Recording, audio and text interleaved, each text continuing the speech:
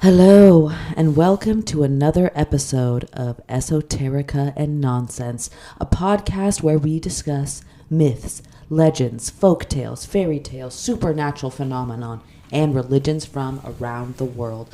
I'm sitting here on a beautiful, crisp Saturday in Albany, California, joined once again by my dear friend, my dear friend, Tarunraj.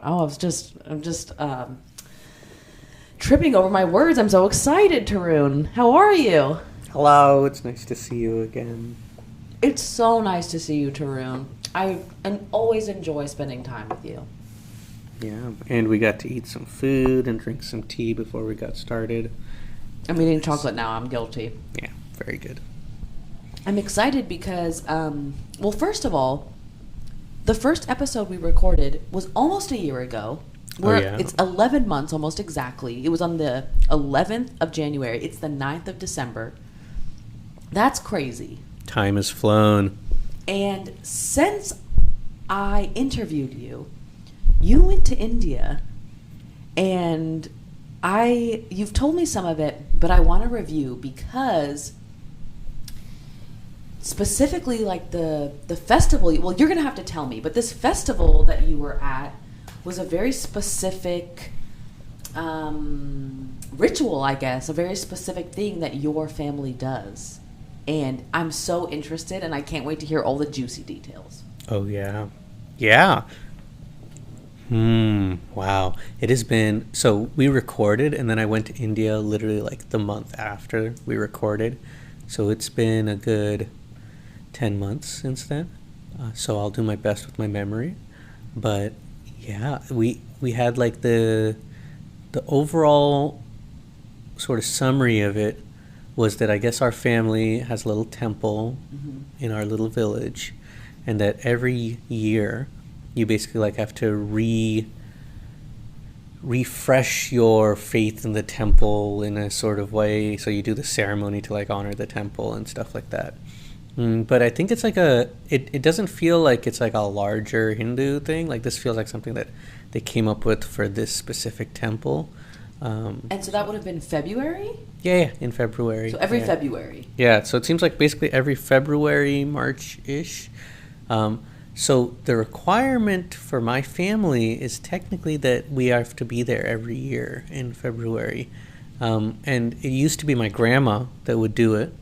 But then my grandma passed away a few years ago, and then now it's supposed to be like the oldest son's wife. So that's my dad's wife, which is my mom, right? Got it. So my mom technically has to be in India every year in that month for the ceremony. As like the master of ceremonies, I guess? Well, she has a specific role to play. So all of the families in the village, they have like an object that's almost like an avatar for their family that they bring for the ceremony. Is it the same every year or different? It's the same every year. So it's like this old, like basic, like heirloom that you bring to the temple for the ceremony. Like, give me an example. Yeah, like for us, I think it's like, man, I can't remember. I feel like it's like books or something like that because I think our family was known for. Oh no, it's like baby toys. Because our I guess at some point, somebody in our family was known for helping people, like being like a, what do you call it when the person who like helps you give birth? A midwife. A midwife, right? So they're really well known as like a midwife, and there are people, like my grandpa says that like back in the day that his father could like bless somebody and they would have no problems with their child, like it would come on time, healthy, everything, just with some blessings, and he knew these special herbs and stuff. Wow. So I guess there's a family history of that, which I didn't know about until this. So my mom's job is to bring that to the temple for the ceremony.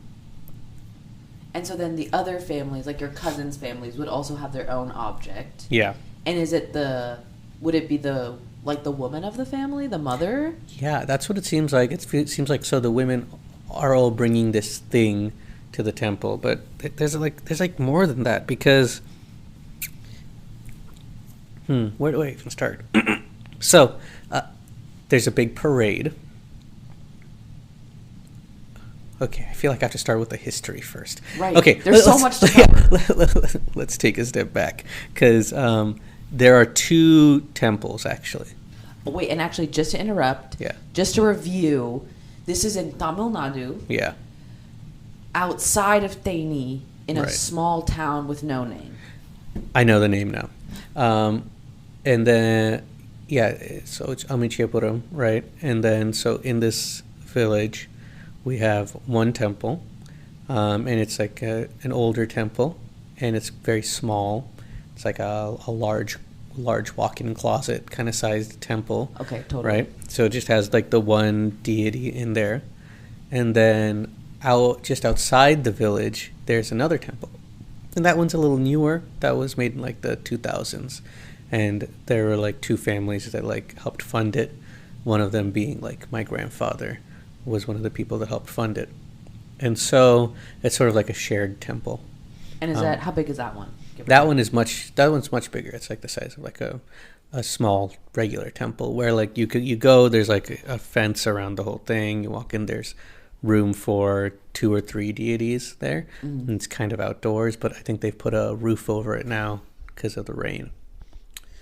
And that temple, so basically this festival ceremony thing has us walk from the old temple to the new temple. And there's like a parade basically from the old temple to the new temple. And people do like displays of faith on that during that parade, basically. So that's where I think things got pretty crazy. Right. So I remember seeing your story. Yeah. So I have some videos from it, but like I have a cousin that basically there was like another family member who used to do this, and then now it's kind of been passed on to this cousin, and so this kind of distant cousin stands on machetes as people carry him on a pair of machetes all the way to the temple, and he dances on the machetes and everything. That's all the way to the temple. Yeah. And even though like, yeah, I mean, it's crazy. It's absolutely crazy. It's the blunt edge of the machete he stands on, right? No, Or the sharp edge. It's the quote unquote sharp edge. These aren't like sharpened machetes. Sure. But if you look at it, it's still like very thin pieces of metal that are actually quite sharp still. Yeah, and I mean, yeah. His feet are pretty messed up afterwards. Oh my God. Especially if you have to stand on that for like 40 minutes. That's how long the walk is? Yeah, because it's like a very slow procession. It's like 30 to 40 minutes. That's a long time. And he's like standing up there and moving. And he's kind of like possessed by the spirit in a way. So he's like losing his shit up there, basically. Sure. And it's amazing. I don't know how he does it, but... And he didn't fall off or anything? No, he never falls off. He'll like jump on it. The way that he gets on is he takes like a running start and jumps onto them. You're kidding. Yeah, so... That's impressive. Yeah, and so the people... So not only for him, but the people carrying the machetes, right? So right. I learned something this time about the people carrying the machetes. So the people carrying it are not his siblings. They're his cousins, right? And there's a reason behind that, because I guess they see it as you can trust your cousins more than your siblings. Like your cousins are like just the right amount of connection to you, like that you share blood, but there is nothing that means that like a cousin would like. There's no reason for a cousin to betray you or anything like that. Like they are the true blood. Less of a rivalry. There's perhaps. no rivalry. Yeah. You aren't competing for anything. Like they will always have your back. So the cousins are the ones that are holding these machetes for him.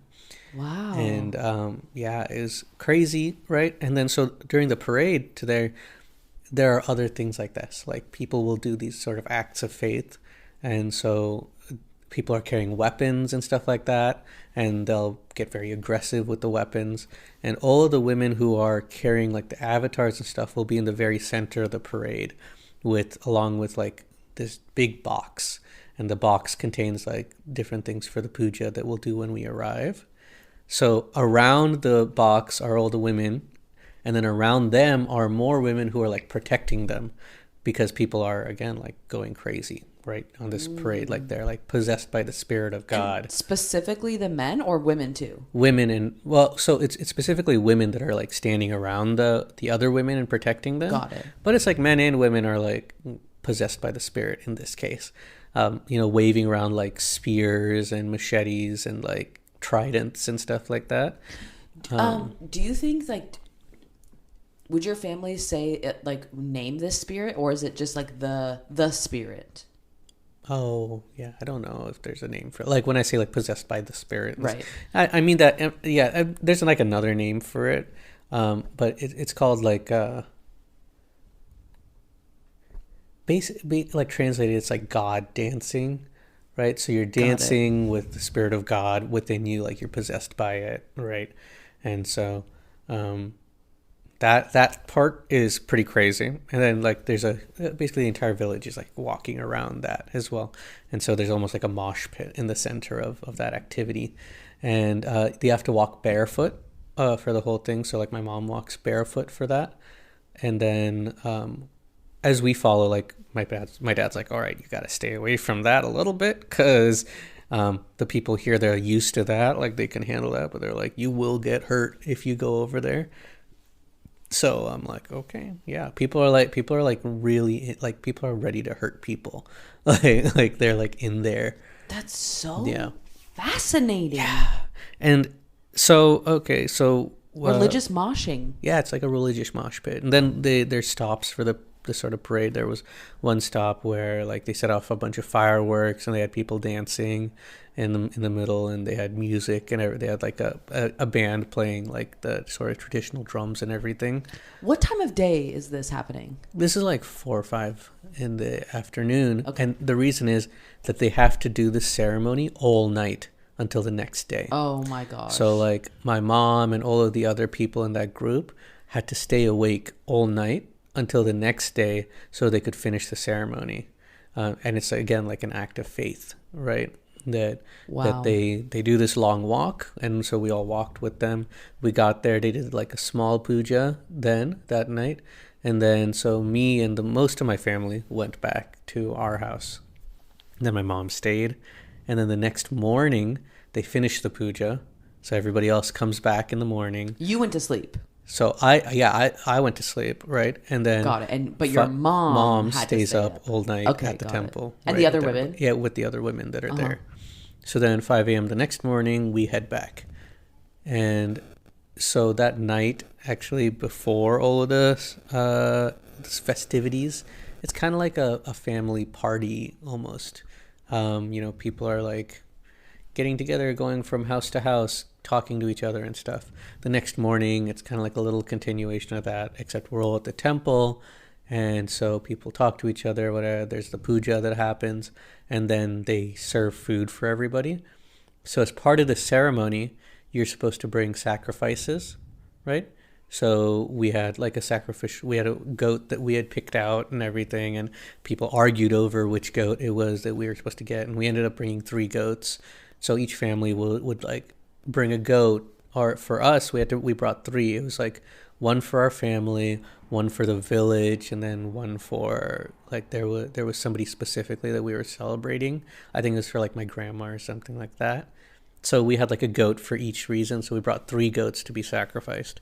So overnight, so they sacrifice the goats, they prepare them to be cooked, and then the next morning they make goat curry out of them. And then so we had like the goat curry and rice and all that stuff for our breakfast then. Goat for breakfast is not for, I mean, that's for a champ. That's a breakfast of champions. Mm-hmm. Yeah. So it tasted really good. And then I realized like I can't do this in years going forward, because we avoid water while we're in India. And in the village, usually it's not a problem because like I don't eat a lot of the food there. I would just eat it in like thani or something where if it's boiled, it's like cooked through. Right. Here, I think because they were cooking so much of it, I definitely got sick immediately afterwards. Oh no! Which is too bad because it tasted great, and then I was like, I've made a terrible mistake. No. I think it might have actually been the rice. Like the water wasn't boiling for the rice, and they'd gotten the water from like the well in the river, and so it was like, okay, well, I got. But it was great otherwise. And then so the next morning, we changed clothes. I shaved my head the next morning. Right. So it was supposed to be my dad, my brother, and me, but my brother didn't do it. So instead, my mom cut off some of her hair. The idea being that you want an odd number of people to do it. My dad was the one who had to do it. I didn't want him to do it alone, so I did it, and then my mom joined in to make it an odd number. Why an odd number? It's like an auspicious thing. Interesting. Right? Yeah. And so we shaved our heads bald, put like the sandalwood on our head to cool it off and everything. As I feel like I'm sure you have to have done this, and if you haven't, you should try this sometime. Is that the red oil? No, this is the yellow stuff. Manjul. So I've gotten quite a few haircuts in India, and I think they've put that stuff on. Right. But I got... no, this is like for religious context. So if you get a haircut, they'll put oil on your head. Are you talking about... It's a similar manjul to this manjul, but they put it all over your head. So if you donate hair as part of like a ceremony, usually they do that. And it's supposed to be cooling for your head. No, I've never had that done. Yeah. That sounds fantastic. Sandalwood's incredible. Yeah. No, I've had the red oil. Do you know what I'm talking about? Yeah, I do. What is that stuff? It's almost like it's like tingly. menthol-y. Yes. It's menthol oil is what it is. But it's red. Yeah. And there's usually like a Shiva or something on the bottle. I don't know. I used to get my hair cut by this one guy. Yeah.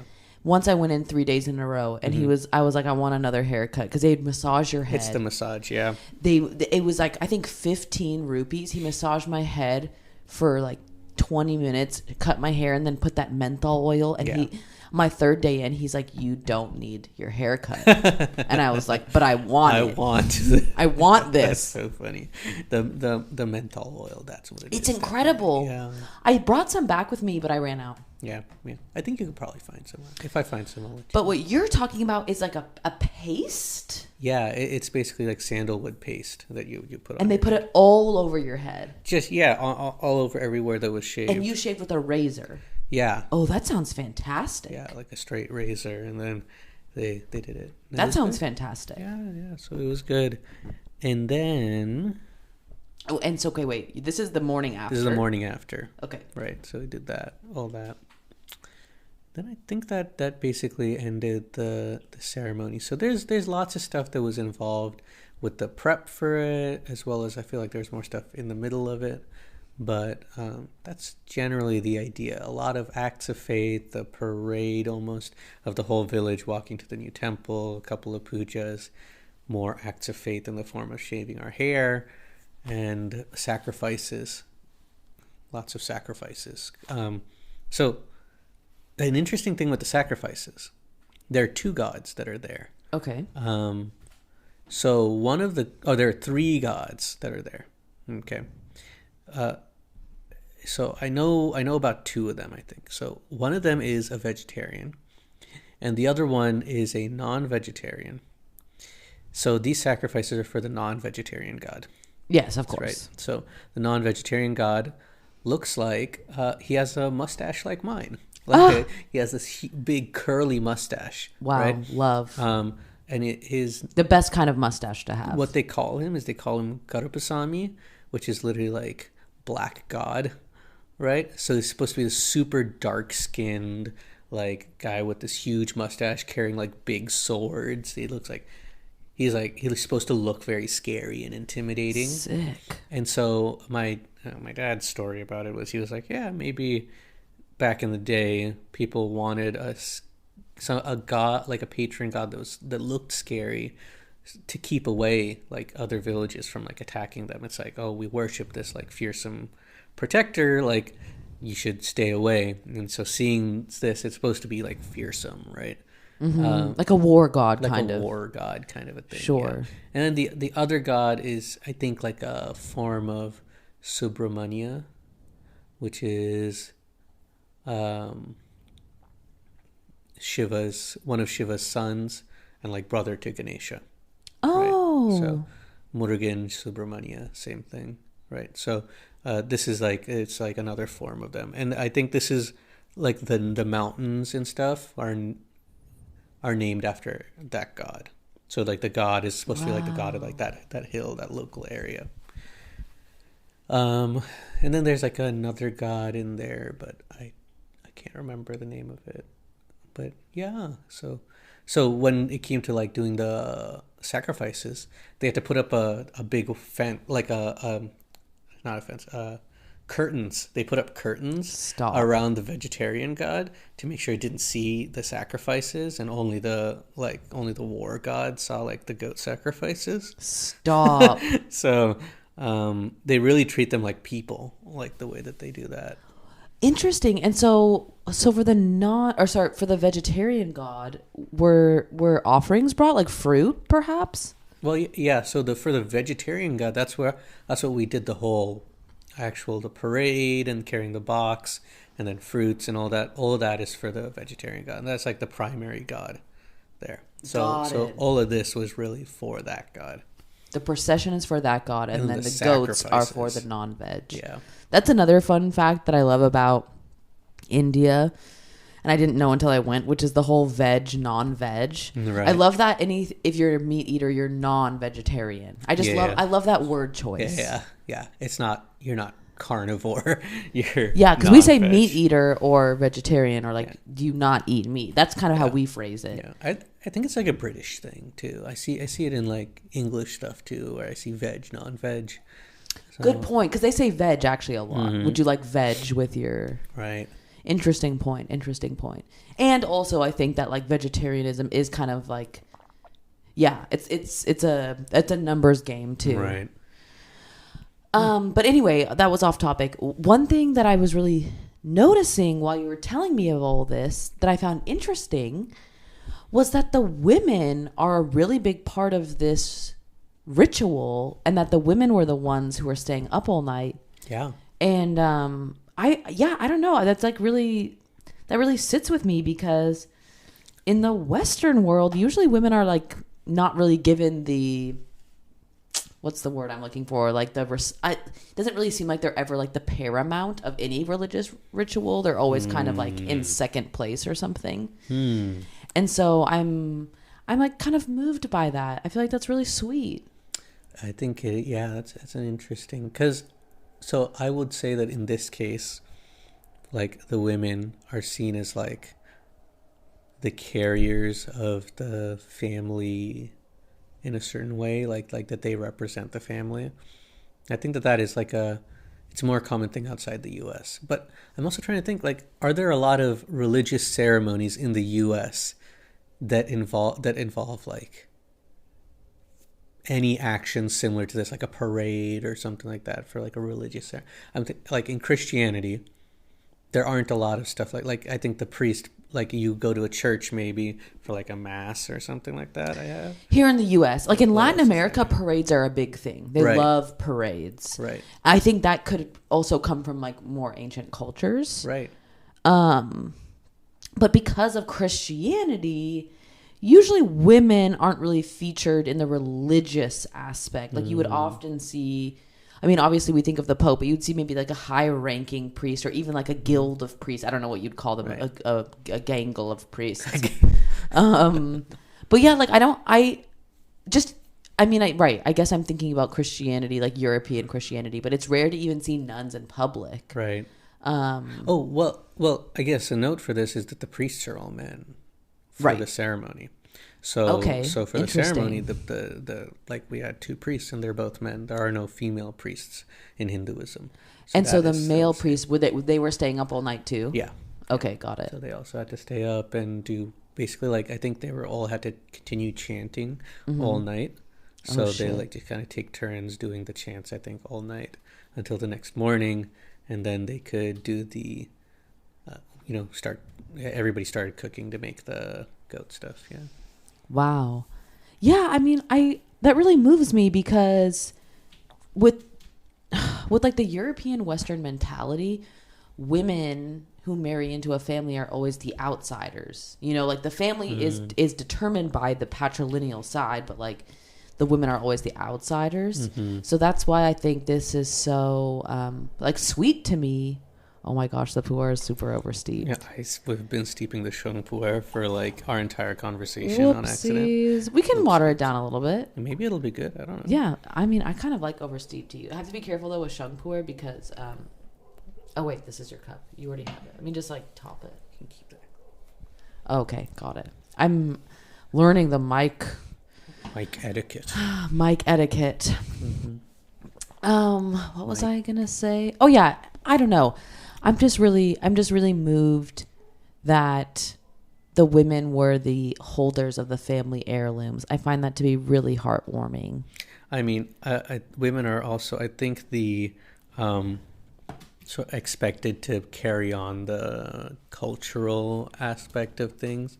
Like my dad doesn't push a lot of cultural stuff, but my mom is absolutely like, you got to be going to the temple, like in the sort of Hindu sense. Like she's like the carrier of the religion as well for the family, right? So there's, I think she has expectations a little bit for my fiance, that she carry it on a little bit, but that will be much different, I think, in our generation than it ever has been in the past.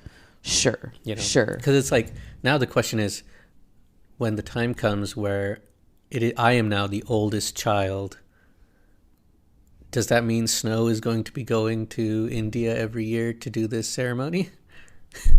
Interesting point. I mean, maybe your cousins expect that. Yeah, maybe. I don't know. I don't think any of my cousins expect that, but that is what like the village would expect. And then, so what happens then? Interesting. Yeah. I wonder, have you guys talked about that? No, because that's crazy. Yeah, that's a huge commitment. That's a big commitment. And so I don't want to push her into it. We have our wedding next year in India, and so she'll get to see the village and everything. She gets some sort of exposure to it, and then after that, if it seems like it, it's something she wants to do, then we can do it. But but no pressure. Yeah, but no pressure. Yeah, because that's a huge commitment. Right. And staying up all night, like I'm such a baby, but just hearing that, I was like, I'm not cut out for that. I like going to bed. I mean, for me, the worst part is having to walk barefoot all the way to the temple and everything. Staying up all night, that's probably pretty hard, but doable. I heard they just kind of talk all night, and then as long as somebody's chanting, like, it's okay. Yeah. Dang. Wow. So I wonder how long this has been a custom. So not that long, right? That's why I'm like, I feel like this isn't like a Hindu thing, because this has to do with the formation of these temples in a way. Like, this is all connected to that. So the way that this temple was built, first of all, is kind of weird, because this temple was built in like the 2000s, right? And so it started by our two families in the village and stuff like that. The God that we pray to is not really the God that you would expect for our location or our caste. And it turns out this has to do with some history from our family. So back in the day, my great-great-grandpa lived like further north, like much further north. And they were actually part of a different caste then. So they were part of a caste that is known for being robbers, like for basically scoundrels. For basically being thieves, right? Like that's what their caste was kind of known for. What? Right? So yeah, I think that's the sort of connotation with their caste, and so they lived in basically like a village of thieves, right? Cool. And so apparently at some point he decided to come down south instead. They got on like some horses, and then him and like his brother or something like that basically left and went down south to here and reinvented themselves. When you say up north, do you mean like no, within Tamil Nadu. Okay, like what is a far distance for them, which for us is probably it's more like 40 minutes of driving, right? Right. But for them would be like a couple days of travel. Sure. Especially before like good roads and stuff like that. There's like some roads, but not a lot.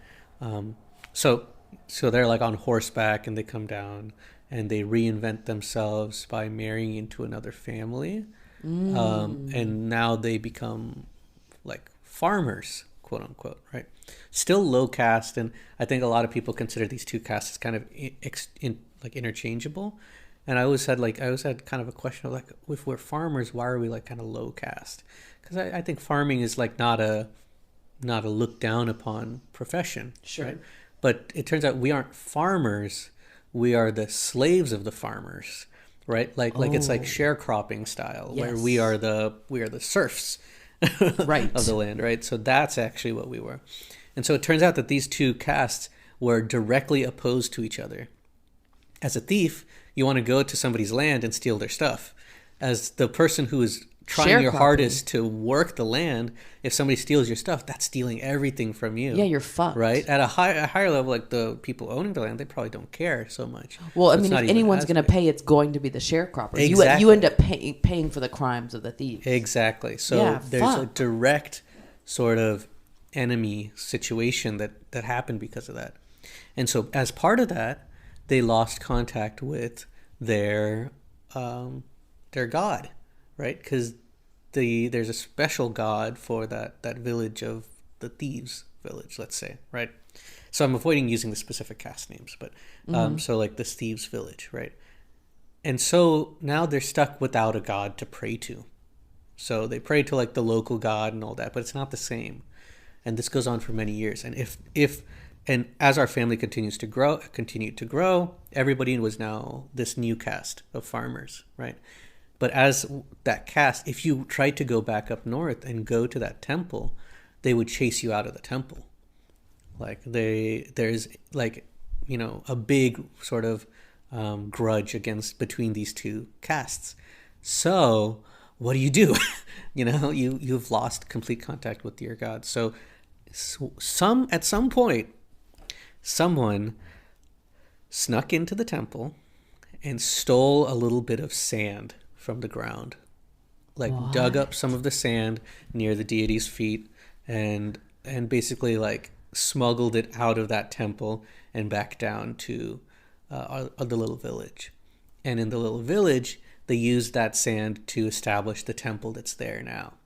Wow. So basically, somebody had to literally go steal sand from underneath their noses to build this temple. And so that's how this next temple, the newest temple, was created. The new one. The new one. So this Not is like the old one. this is like in the 2000s. Somebody stole sand in the 2000s. In the 2000s, yeah. So even to this day, Yeah. if members of your family's village went to that other village, they would Yeah. still be chased out. They would still be like, somebody would Stop. fight them, like somebody's gonna get hurt. There's like a mob. Stop. Yeah. This is riveting stuff. Yeah. So Do you apparently know who that's did how, it? Do you know who went back? No, I don't know. Oh my god, I wonder who did that. But I think that sand may have been stolen earlier than that. But I think that's part of the stuff that's in the box that they carry. It's that sand from the original temple, right? Wow. So yeah. This is amazing. I mean, I'm really impressed that it's cool to hear these tales that are a couple generations old, because this kind of stuff I don't get to hear about all the time. I didn't know any of this until this year, right? So all this is new to me, and it's all from my like grandpa and from the other village people. And so I think this next year when I go back, I'll get more information about it, and I'll be able to dig a little bit deeper, and it'll be good. I think that people saw me as like a lot younger, like they were Sure. trying to hide stuff, kind of. They were like, oh, he doesn't need to know this stuff. But this is like the interesting stuff. I wish they told me this when I was like a baby. Like if I was a child and I knew this, Yeah. I'd be like, whoa, I have such a cool like family history. I might be more connected to that. Well, and it gives you more context. Like, why are we carrying this box? Why are we doing all this stuff? Well, I didn't know about any of that. Yeah. Right? Because we weren't doing it until I was, like 6 or 7. And then we only go to India every once in a while. And my grandma was still alive then, so she was doing it. So I didn't know about any of this. Got until it. You didn't last have year to was be the a part first of... time I learned about this. Oh.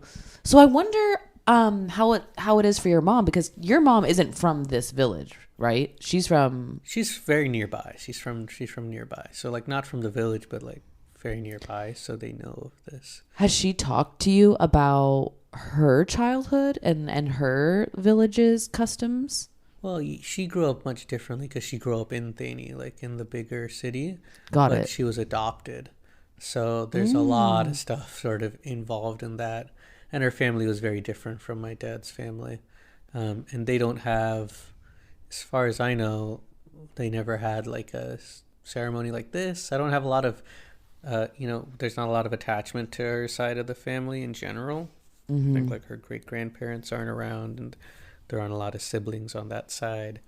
So, yeah. Sure, and I think being raised in like super rural village is really different than like an actual town on a map. Right.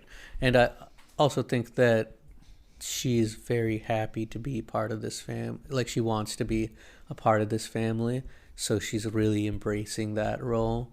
Like I have like an aunt that was also planning to do this, and my mom's like, no, I'm gonna do it. Like she's gonna take that role because it's like a very important role in the family, right? Of course, my mom's looking for that responsibility and that role, right? I love that for her. Yeah, we had a whole argument about it and everything, about who was gonna get to do it and stuff. So really, yeah, because my mom sees it as an honor, and so do they.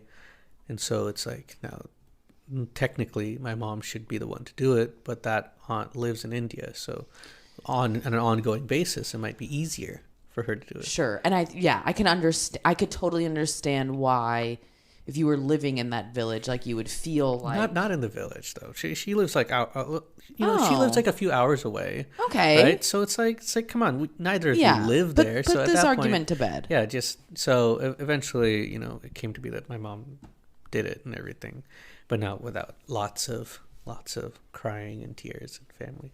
Oh, yeah. Wow. Yeah. The drama. Isn't that fun? Drama. I love hearing these stories. Mm. When I was editing our last episode, I was reminded with this story that I heard from a friend. I would love to tell it to you. Yeah. Because so just for some context with the story, when my friend told me, her name's Manu. Manu is her family's from Kerala. She grew up in Delhi. So she's Malayali, and she was dating a guy who was Malayali, raised in Kerala. And so when she told me this story, maybe he told me the story. Anoop told me the story, but she kept interrupting because they kept having like variations of like the same story. Right. And so it was like it was really fun hearing, because it was almost an argument of like what the right version was. Right. So let's see if I can get it right. So there was once a man. He was very well off. I think he was in an upper caste, and he was unmarried, and one day he was walking through the town, and he saw this beautiful young woman, and he thought, like, this woman's so beautiful, I have to marry her. Mm-hmm. So he goes up to her and he says, "You're so beautiful, I have to marry you." Right. And she says, "Okay, if you want to marry me, you need to bring me the heart of your mother." Whoa. Because you need to prove that I'm the most important woman in your life. Dang, that's crazy. Yeah. Okay. I mean, this is why I love a lot of like old folk tales or like tales in India, because they get brutal really fast. Right. So this guy's like, "Oh shit, I love my mom," Right. But he really is like, "Wow, this is the most beautiful woman I've ever seen. Like, I guess I'm going to have to do it." So he goes home and he takes out his mother's heart. Oof. And he brings it to the young woman. Mm-hmm. And he says, "I've taken out my mother's heart for you. You are my heart. I love you. Let's get married." Right. And she says, I will never marry you. A man who's willing to take the heart of his mother would be willing to take the heart of his wife. Yeah. I'm like, that's crazy. I know. Absolutely crazy. So the moral of this story is basically like, you know, your mother is always the woman who loves you the most. And okay, so this is where the story got interesting. Right. Because that's when my friend Manu was like, wait, that's not the story. Right. Like, you fucked it up. So her version was actually, it's kind of the same moral of the story, but even more exaggerated. Sure.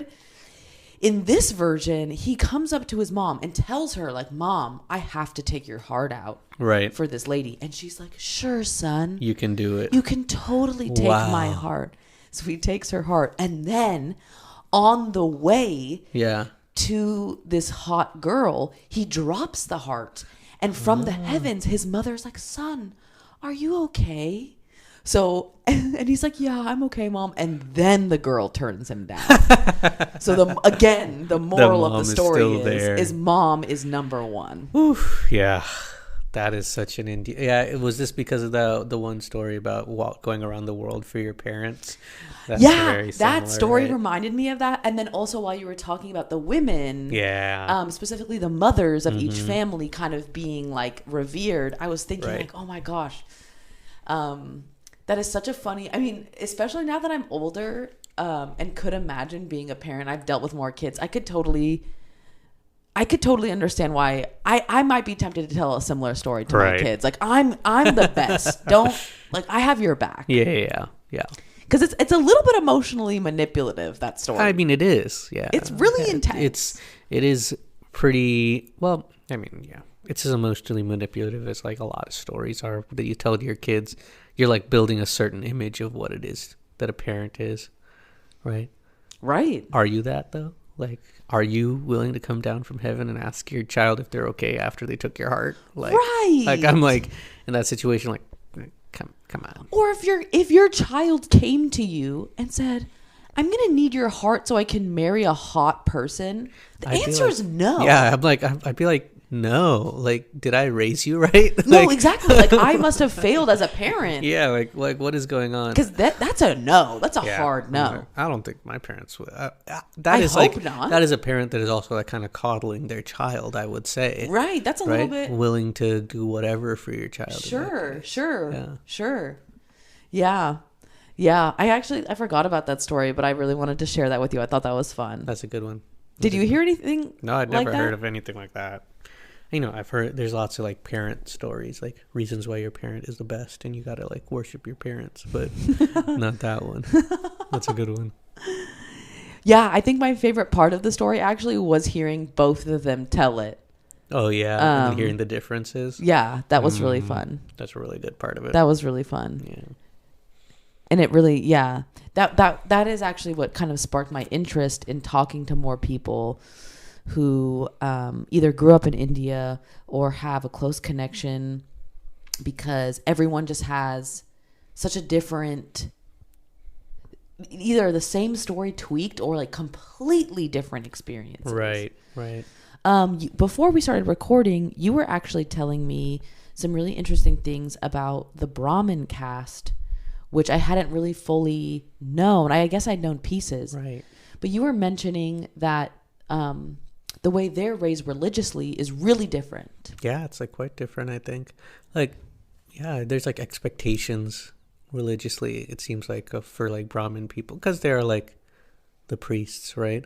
So now there's expectations to read scripture or know music and stuff like that. So I knew a lot of people growing up where I was like, they seem very invested in their music and stuff like that. Like I see them playing like Indian instruments. I'm like, why don't I do that? And then it was like, because they're Brahmin, so they need to do that. So there's like a required to do that. And they're reading scriptures, right? That's like another big part. Does that mean it's in Sanskrit? Probably, yeah. That's so interesting. And so actually, can you remind me, how many castes are there? I don't know. A lot. And it also depends on region, right? Yeah, like there's like regional castes castes and stuff like that. Yeah. But Brahmin is always the highest caste, right? Is there a caste above Brahmin ever? No, because I think it's like Brahmin is supposed to be the highest, and then there's like in like the Mahabharata, there's like the Kshatriya, like the warrior kings kind of caste, right? And then there's probably all the like the merchants and stuff like that would be underneath that, and then tradespeople and farmers, and then you enter untouchables right after that. So my caste is considered untouchable. Really? Yeah. Well, so people have like arguments about it, and the reason I say untouchable is it's part of the scheduled castes, right? So it's like a set of castes that get like affirmative action in India. Like there's a certain set of seats in like government and some schools and stuff that need to be like ready for the scheduled caste folks. So our caste would be considered scheduled caste, but people argue against it. Like people in the caste are like, oh, we shouldn't be this, and so we're actually not. And they're the same people that like argue about like our caste is higher than your caste, and so there's a lot of stuff there. So technically considered untouchable. Interesting. Well, and I also like I can imagine, and I guess I've seen it firsthand that like as time goes on, depending on how your family does economically, like for example, when I was in big cities, when someone was untouchable, they were often like living on the street. Well, our caste is known for like, I think there are a lot of successful people from our caste, and the people are like, oh, it's because the caste is like focuses on like education as a big part of it, as part of their like social existence. Like they're like, oh, you have to be educated, and so that's one of the reasons people argue that it's not a scheduled caste, because they're like, oh, look at all the successful people from our caste. But that is overlooking the fact that those people had to maybe work hard to get to that point. Like it may have been difficult to even get into schools and stuff in the first place. So I would say that like the success of people shouldn't change your like what your caste is considered, like from a government assistance level. Of course. Right. And then from a social level, it's like, why are we doing this? Of course. Right? And it doesn't negate that like no matter how successful you are, if people then know your caste, there's always that stigma that they inflict on you. In the US, it's like a very close comparison to compare it to like racial relationships in the US, right? Yes. Because it's like yeah, like you shouldn't be racist, and we also need to consider the fact that like racism has affected people, and so then it's like, and is deeply ingrained into not only conscious but subconscious programming. It's so deep. Yeah, it's like in the culture. Exactly. Right? So exactly, and it can be so big that it's like hard to even unpack fully, because it can just seep into all the cracks. Right. You know, when I was in Nepal, I was staying at an orphanage. I was volunteering at an orphanage. I actually felt like so lame, because I went to this orphanage to volunteer, and then like I think 80%, 90% of the orphans were over 18, and they had to leave the orphanage when they were 20. So I was 19. Half of them were 19. They didn't really need help. Yeah. So we had just like played cards and badminton with these kids, but they spoke English, so they actually taught me a lot. Anyway, they were telling me a lot about the caste system, and they were telling me more about the Nepalese caste system. One of the girls at the orphanage, one of the little babies, she was so cute. She was a Sherpa, which is a caste that doesn't exist in India, I don't think.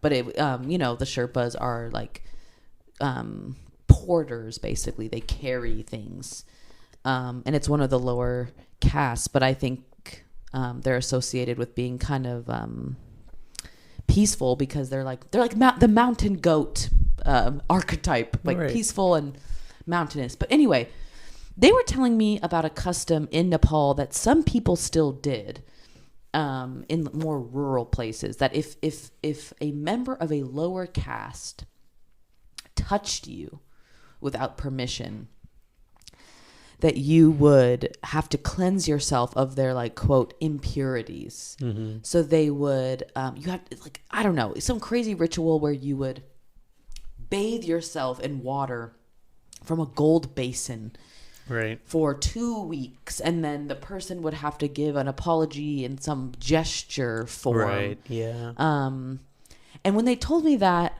I was so mind blown, because I was like, that can't be real. Like today, in this day and age, and they were like, oh yeah, some people, it would be a huge offense. And of course, like a long time ago, theoretically, if you were of a low enough caste, you could lose your life over it, which is nuts. Mm-hmm. But also really interesting to learn about, because I started realizing how much, just like the idea of like race or separateness. Because when I went to India, I just thought of like, Indian people are all just from India. And then once I was in India, I learned that the kingdoms were basically countries, and that even within those kingdoms are castes. And it felt so foreign to me, but also like really illuminating, because this is like a really common human theme, which is like categorization and hierarchy to like a arguably insane level. Yeah. Yeah. I mean, the word pariah comes from the caste system. Does it? Yeah. Pariyar is a caste. So pariyar is like untouchable, basically. And so a pariah is somebody who is like outcast from society, right? Right. And untouchable. And untouchable. So pariah. I think it's even from like Tamil Nadu. Like, wow. That's the caste. Yeah. That's so interesting. Mm-hmm. Have you heard of stuff like this, of like having to cleanse yourself, or people having like weird cleansing rituals of like? I would say people are pretty dramatic in India when it comes to like stuff like that. I mean, this is not caste related, but something that reminds me of is that like something happened in our family when somebody had like was having like a bad month or two, like their whole family, like a lot of bad things were happening to them. They went to like a temple, or they went to like a fortune teller person, kind of basically, and they were like, well, somebody in your past, in your family, did something very bad, and that is currently causing all of this stuff. So in the village, they went to every single family, and their whole family like fell at their feet, like asked for their forgiveness, and then left. Like that for every single home. So they went to every single home and fell at the feet of everybody in the family one at a time, and then they were considered forgiven. Wow. So like that kind of very dramatic acts of requests for forgiveness and stuff like that. That does happen a lot, and I could totally see that happening for this. You know, that is very dramatic. Yeah. Wow. Yeah, I wonder. I really do wonder why. I don't know. I mean, now I'm going to get existential, but I really do think about hierarchy a lot.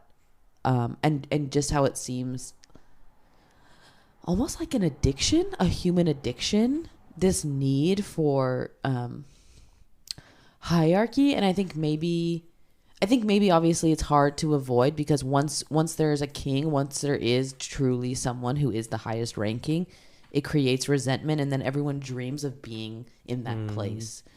So it never gets dismantled, because of course once this king is replaced, then whoever's the new king is like, well, I want to be king. This is great. I get to be rich.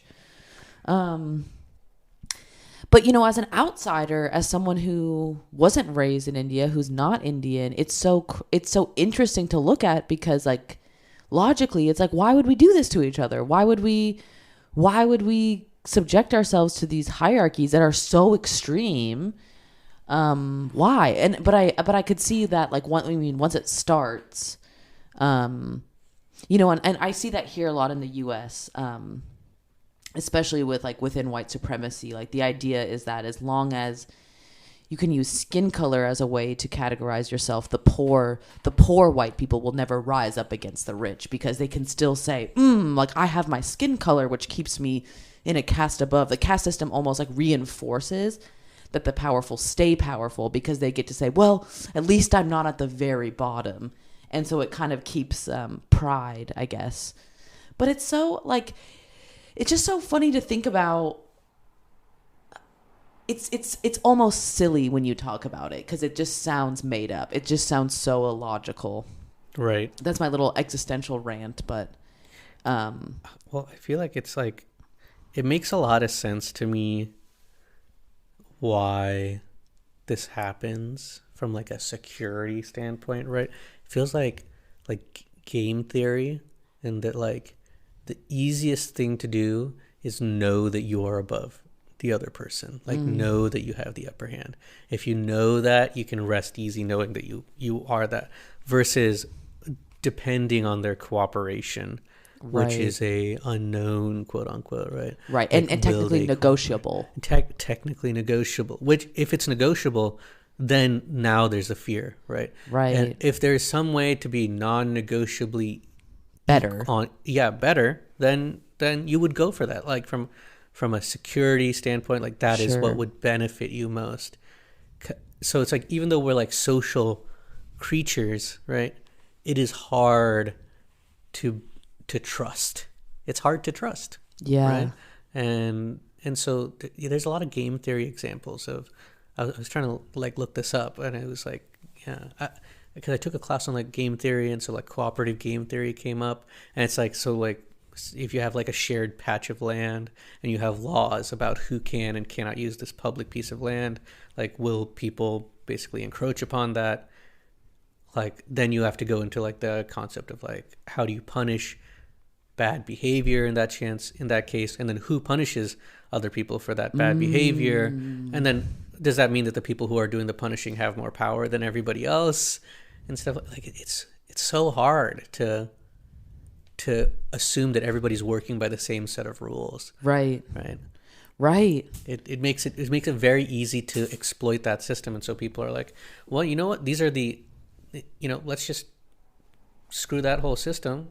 I'm on top and you're on bottom, and I'm going to make it hard for you to get on top. And then now there's a stability to that. And so it really benefits some people. And so, wow.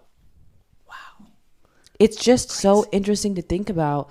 Also, what blew my mind, I think I mentioned this in our last episode, but something that really blew my mind was finding out that the caste system is only 2,000 years old, and the Syrian Roman Catholicism, which are the people in Kerala who claim to be descendants of disciples of Christ, have been Christian longer than the caste system.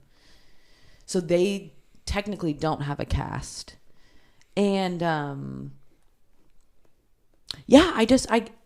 interested in who made the caste system official and like how that happened, because it really is pretty widespread. I mean, it's all over India and Nepal. It has to be like a religious thing, which is then spread by like an empire or something, I bet, right? Sure. I'm sure there's a correct answer to this, but my theory is like, it's like with Catholicism, where like there is a sort of shared relationship between the king or head of state and then this religious organization. The same thing is there in India, right? Like the fact that priests are so high up in the caste system cannot be just a coincidence, right? Of course. That you have the kings and the priests, heads of religion and heads of state are right at the top. So with a shared cooperation between the two, you've got a culture creating machine, right? Between government and religion, like that can define your life. Like they can create the lifestyle that their people lead. And history has proven that is the most effective way to govern large bodies of people. Right. Yeah. To use both government and religion right, together, hand in hand. Yeah. Yeah. Law, spirituality, morality, all of it in one. Thinking about this stuff sometimes really gets my wheels turning because this is something that's kind of been put into action for so many years, but and it's for me something I dream of changing or creating something different. But it is when, after you grow up and you've seen enough, it is hard to imagine how to set up a world, because what do you do for the outliers of society that may be interested in committing acts of violence? I personally don't ever want to inflict violence, but what would I do in a situation, let's say with no government, when someone has a proclivity to violence? I don't know the answer. We should both do some readings about anarchy. I think there's a lot of anarchist writing about stuff like that, right? Like, if there is no government, like, what is it that says that people won't do these terrible things? And I think it really does come down to like trust and building your own communities of trusted people that can protect at least your community. Like, if you trust your community, you have to like put your faith in them, and by doing that, like, you open yourself up to some risk. But it's the same as trusting the police to take care of you, right? So you have to build your own systems in that way, right? And for me, it really it boils back down to parenting. Like, if we live in a world where we are treating our children with respect and our children actually feel safe, right, and we're teaching them about conflict resolution, right, you would hope. But then, right, but I'm just like, in this theoretical world, I've seen enough where I've heard of parents, I've like with my own ears seen and heard parents be really violent with their kids. So if that kid, as they get older, doesn't get help, they may start taking that out on other people. So I don't know. I guess what I'm saying is, like, it's a very complicated web now of humanity that we've woven. And when I was in India, I was really my eyes were really open to this idea of humanity as like a soup, or like a bubble of chaos, because there's so many facets of the human spirit. Like, every person has chaos and peace within them, and then they can teeter back and forth between the two. And I just feel like India specifically was a very extreme look into humanity. And it was both terrifying and so beautiful. Yeah. This is sort of related, a little bit off topic, but this makes me think about, I think a lot about like Chinese scholars, like the sort of form of government that they had back then and everything, and the method of having Chinese scholars come up and be created from like that, like anybody could become a scholar and therefore reach rank in government. But to become a scholar, you needed to be knowledgeable in all these different things, and you needed to prove you're like a rounded individual who could read but also make poetry, who could, fight but also like, make tea. That like you were like rounded in all these aspects of things, and that there was like a schooling system that could help just anybody become that, and that these are the people that you now trust because you've created this well-rounded individual. And sometimes I'm like, if everybody has like that potential in a way, right? That like to become a scholar, what it is like, you need like a lot of inner will to get there. But what it also says to me is that anybody could be like at that level, that everybody could possibly be that well-rounded individual that you trust. And so I'm like, if you were like raising your kids, or you're building your community up in a way that everybody is like that, like rounded in all those facets, in a way that you now trust them, not only to like not hurt you, but that you trust in their abilities, that you trust that they're like smart, and that they are capable. Like I feel like that would be amazing. Like that would be so cool. That would be so cool. And specifically the part you were talking about of the well-roundedness. That is my favorite part of that era in China, of like basically Taoism. Right. These men were highly educated in all kinds of things, and math and history and even war, but then bringing Taoism into it as also a sense of simplicity. And these men, even with money, are still purposely eating every grain of rice out of their bowl and purposely spending years of their life with little to nothing traveling on foot, really valuing the monk's life, the life of a monk, as well as the life of a king or whatever. No, that's a really interesting thought, and something I wish that we valued more, especially in the West. I haven't really seen that interest in simplicity to the same level as I see valued in Asia. Here there seems to be like an obsession with grandeur and excess, and simplicity is almost associated with being poor and not seen as like a step closer to holiness. I also feel like a part of it, in addition to simplicity, is like proficiency or like being a capable person. Like in some ways, the visuals of looking like a capable person or looking like you are good at something is more important than actually being good at it. Like when I think about schooling, especially like the way that schools are function as like you learn the system of schooling, you don't actually learn how to become a more capable person through school. Like that is a big thing that I also kind of take from that era of like, if you were to then become like a local ruler and you were not actually proficient, like that would destroy people's lives, right? So the way that people are growing is to actually become more proficient as people, right? To become more skilled and truly like better, not just better at looking skilled. Right. No, exactly. And I think now there's an interest of basically putting a dollar amount to it. What can I do to make the most money, instead of like, how can I be the best version of me for my own sake and for the sake of my society? Right. Wow. I could talk about this all day, but I mean, it's been an hour and 6 minutes. I feel like this is a great place to call it. I'm so glad I got to chat with you. Yeah. It's so nice to see you. It's so nice to see you. And it's so nice to drink tea with you. And my favorite line from Avatar: The Last Airbender is when Uncle has tea with Toph.